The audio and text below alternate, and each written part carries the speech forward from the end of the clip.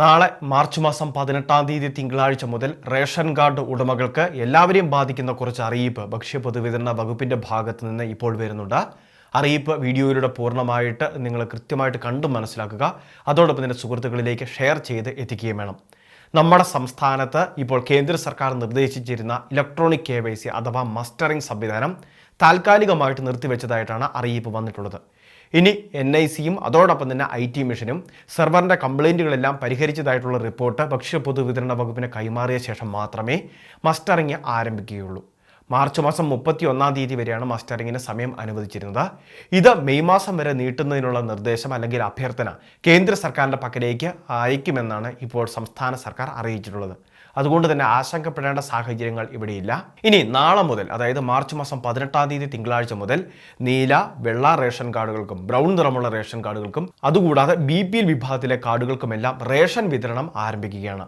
കൂടുതൽ വിശേഷ ദിവസങ്ങളൊക്കെ വരികയാണ്. അതിനു മുൻപ് തന്നെ ആനുകൂല്യങ്ങൾ വാങ്ങുന്നതിന് വേണ്ടി ശ്രദ്ധിക്കുക. മസ്റ്ററിംഗ് കൂടി തുടങ്ങിക്കഴിയുമ്പോൾ ചിലപ്പോൾ പ്രശ്നങ്ങൾ ഉണ്ടാവാൻ സാധ്യതയുണ്ട്.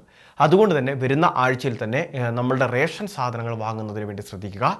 APL വിഭാഗത്തിലെ നീല റേഷൻ കാർഡുകൾക്ക് ആളൊന്നിന് 2 കിലോ വീതം ഭക്ഷ്യധാന്യം, അത് കിലോയ്ക്ക് 4 രൂപ നിരക്കിൽ. അതുകൂടാതെ തന്നെ 4 കിലോയുള്ള സ്പെഷ്യൽ അരിയും ഇവർക്ക് പ്രഖ്യാപിച്ചിട്ടുണ്ട്.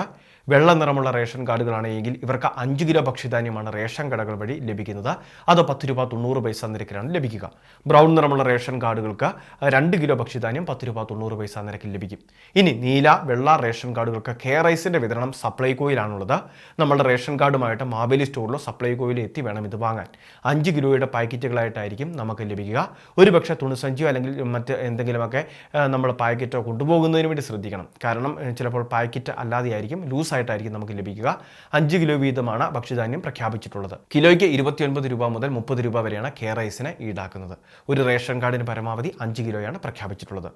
ഇനി AWay റേഷൻ കാർഡുകളെ സംബന്ധിച്ചിടത്തോളം അവർക്ക് 30 കിലോ അരിയും അതോടൊപ്പം തന്നെ 3 കിലോ ഗോതമ്പ് സൗജന്യമായിട്ട് ലഭിക്കും.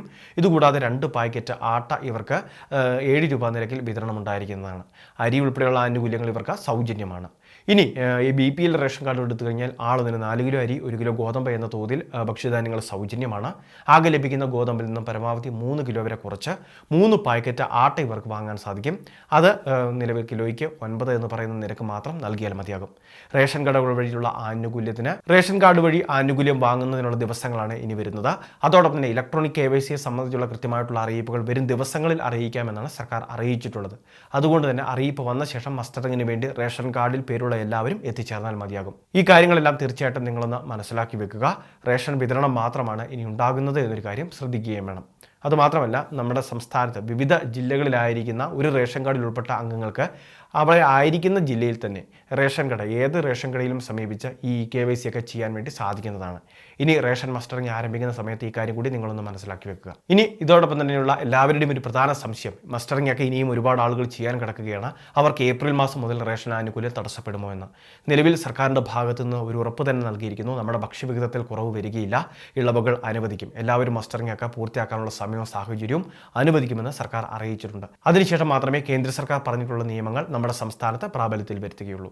വളരെ പ്രധാനപ്പെട്ട കുറച്ച് ഇൻഫർമേഷൻ. ഇതുപോലുള്ള വിവിധ ക്ഷേമ പദ്ധതി അറിയിപ്പുകൾ മുടങ്ങാതെ ലഭിക്കാൻ ചാനൽ സബ്സ്ക്രൈബ് ചെയ്യുക, ഫോളോ ചെയ്യുക.